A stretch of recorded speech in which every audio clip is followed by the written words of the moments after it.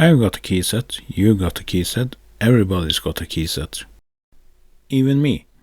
Of course, those key sets need to go on something, so let's head down into the basement for a new adventure with C64 keyboards.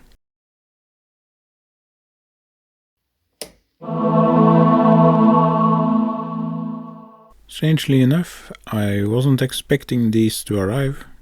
Not because I had any doubts about the people behind it, simply because it feels like I ordered this in a previous life.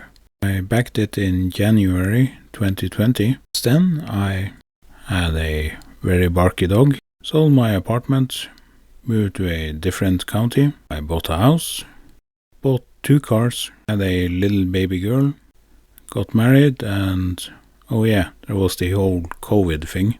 Bought 2 complete set of keys, a standard dark colored scheme and the clear red ones.